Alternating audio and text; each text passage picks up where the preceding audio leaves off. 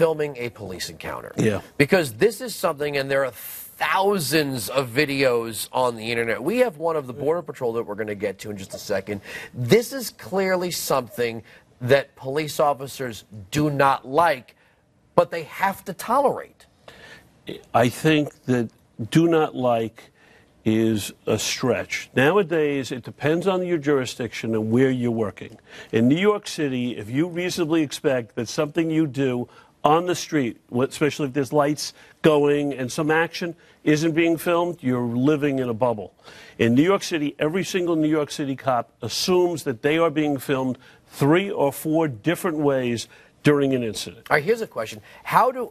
While talking about these 3 levels and some of the things police officers are looking for, we've had the knock at the door, we've had the traffic stops and the roadblocks.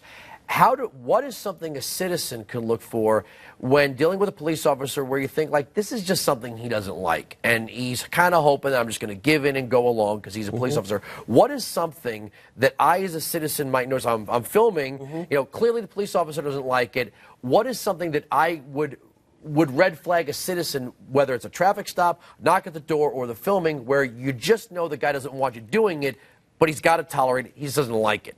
Well, I mean, it depends where you're filming. You don't want to come in the middle of whatever the cop is doing, because then you're interfering.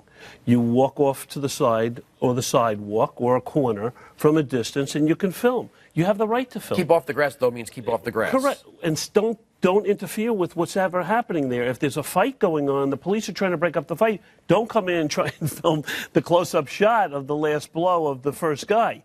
You have to stand off. I mean, it's being reasonable in your filming. As I said, different jurisdictions are understandably understand that this is going to happen. Not to mention all the surveillance cameras that are filming you as a cop in New York City and other jurisdictions. And you know we're not